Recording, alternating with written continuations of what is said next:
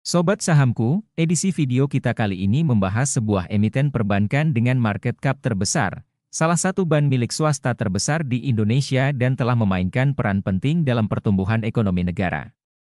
Adalah Bank Sentral Asia atau BCA didirikan pada 12 Oktober 1956. Bank ini berkembang pesat dan mengalami beberapa perubahan struktural.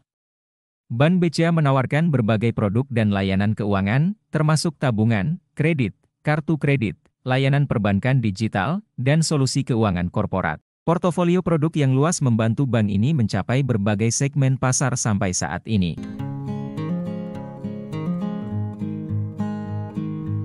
Pada 31 Mei tahun 2000, pertama kali Perseroan melakukan initial public offering, atau IPO dengan menawarkan 662.400.000 lembar saham dari 2,914 miliar total saham yang dimiliki. Pada saat itu BCA memberikan harga penawaran di harga Rp1.400 per lembar sahamnya, dengan presentasi 22% saham yang dipegang masyarakat umum dan 78% dikendalikan oleh para pendiri perusahaan. Seiring berjalannya waktu, Perseroan telah melakukan beberapa kali stock split. Sehingga saat ini jumlah saham BCA berjumlah 123,275 miliar lembar saham. Meskipun bank ini telah melakukan penambahan jumlah sahamnya 57 kali lipat dari awal mula melantai di bursa saham, namun valuasi saham ini terus mengalami kenaikan seiring dengan kinerja perusahaan yang terus menunjukkan peningkatan dari tahun ke tahun.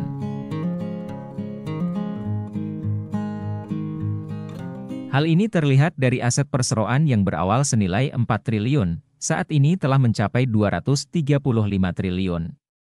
Artinya ada peningkatan 57,8 kali lipat aset perusahaan selama 23 tahun ini. Kapitalisasi pasar di awal melantai juga mengalami kenaikan 294 kali lipat, di mana market cap sebesar 4 triliun menjadi 1.203 triliun. Kapitalisasi pasar atau market cap ini menunjukkan antusias dan rasa optimis para pemegang saham BCA atas kinerja dan pertumbuhan asetnya. Hal ini terlihat dari nilai aset bersih Perseroan telah naik 5.682% dalam 23 tahun terakhir sejak melantai di bursa saham.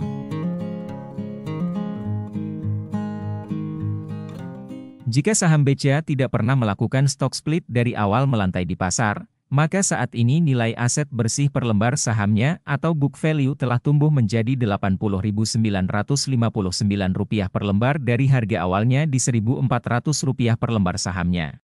Jika Anda membeli saham ini sebanyak 1 lot atau 100 lembar dan tidak menjualnya selama 23 tahun di harga awal, maka jumlah saham Anda telah bertambah saat ini menjadi 30 lot atau 3.000 lembar saham.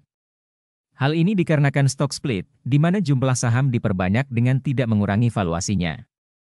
Kemudian seiring berjalannya waktu, kenaikan nilai sahamnya terus meningkat dari tahun ke tahun, maka investasi Anda dari Rp140.000 menjadi Rp5.921.505, atau naik 4.130% dalam kurun waktu 23 tahun.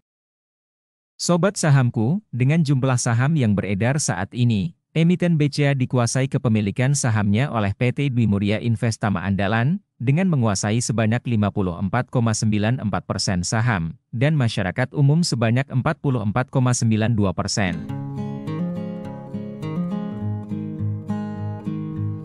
Sekarang kita akan amati valuasi saham BCA dengan melihat laporan keuangan Perseroan secara year on year sampai kuartal ketiga tahun 2023.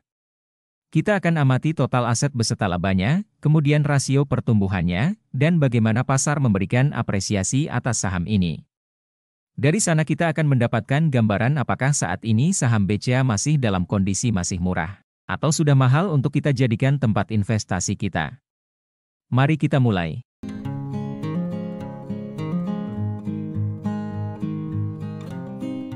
Kita mulai dari melihat total aset dan rasio pertumbuhannya.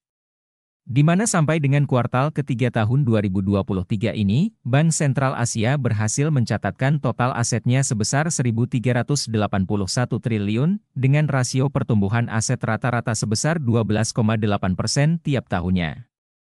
Aset BCA berupa aset lancar sebesar Rp592 triliun, kemudian cadangan cash sebesar Rp15 triliun, dan sebagian dalam bentuk simpanan nasabah. Sedangkan total aset bersih yang dimiliki perseroan sampai saat ini sebesar Rp235 triliun, dengan rasio pertumbuhan aset bersih rata-rata sebesar 7,2% per tahunnya. Dari aset bersih yang dimiliki perseroan mengalokasikan 100% aset bersihnya untuk ekuitas. Di mana dari kinerja ekuitasnya ini BCA telah berhasil meraup laba bersih sebesar Rp48,560 triliun, sampai dengan kuartal ketiga tahun 2023. Laba bersih ini memberikan rasio imbal hasil atas ekuitas atau ROE sebesar 21%. Sedangkan ROE perseroan rata-rata berada pada rasio 17% tiap tahunnya. Bank BCA di tahun ini mampu memberikan kenaikan laba bersih 18,9% lebih tinggi dari laba bersih di tahun sebelumnya di Rp40,735 triliun.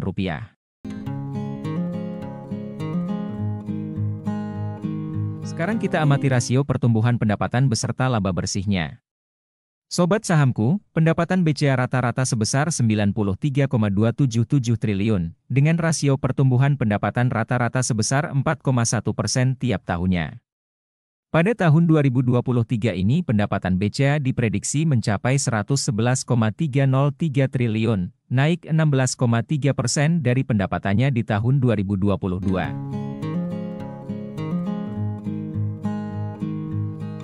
Seperti yang tadi telah saya sebutkan, laba bersih BCA di tahun ini mencapai Rp48,560 triliun, dengan rasio pertumbuhan laba bersihnya rata-rata sebesar 13,5% tiap tahunnya. Dengan jumlah saham yang beredar saat ini sebanyak 123,275 miliar lembar saham, maka tiap lembar saham BCA menghasilkan laba bersih atau EPS sebesar Rp393. Selanjutnya kita akan amati rasio dividen terhadap EPS yang dibagikan kepada para pemegang sahamnya.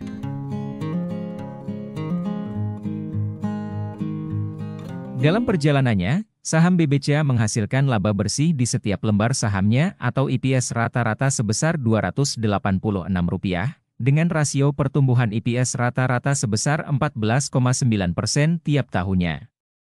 Sobat sahamku, jika kita mengamati kinerja laba bersih perseroan di tahun 2023 ini, EPS BBCA diprediksi sebesar Rp393, naik 19% dari EPS tahun 2022. Dengan EPS yang dihasilkan, emiten BBCA mengalokasikan 34% rasio rata-ratanya untuk dibagikan kepada para pemegang saham dalam bentuk dividen. Jika di tahun ini BBCA membagikan dividen dengan rasio rata-ratanya, maka nilai dividen dari kinerja tahun 2023 adalah sebesar Rp134. Dari nilai dividen ini maka rasio imbal hasil yang diperoleh para pemegang saham jika membeli sahamnya dengan harga saat ini di Rp9.725, dengan P rasio di 24 kali, maka imbal hasil yang didapatkan sebesar 1,3%. Rasio imbal hasil ini jauh lebih rendah jika dibandingkan imbal hasil yang ditempatkan di instrumen lain seperti deposito ataupun obligasi.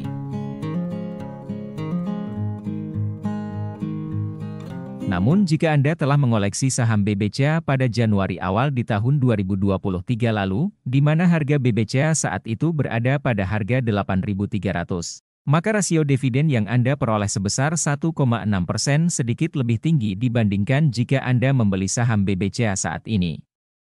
Akan tetapi harga saham BBCA saat ini telah naik 14,6% sejak Januari 2023.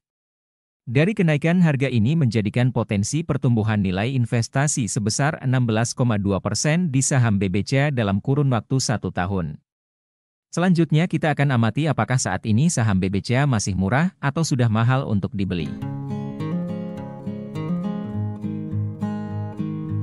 Sobat sahamku, saat ini emiten BBCA diapresiasi di harga Rp9.725 dengan P rasio di 24 kali, PBV di 5 kali. Sedangkan apresiasi pasar rata-rata berada di PBV 4,7 kali, atau di harga Rp8.995 dengan P rasio di 22,8 kali. Artinya saat ini pasar memberikan apresiasi 8% lebih tinggi dari apresiasi rata-ratanya.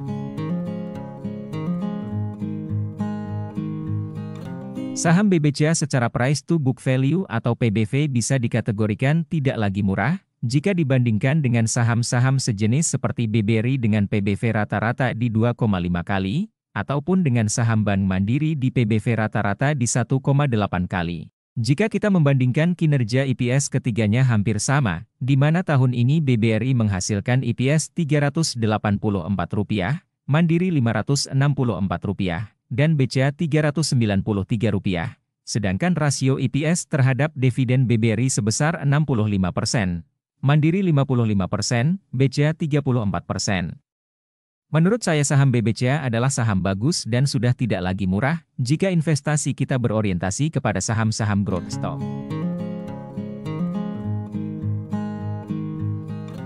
Demikian analisa singkat saham Bank Sentral Asia, disclaimer on, semoga bermanfaat, salam investasi.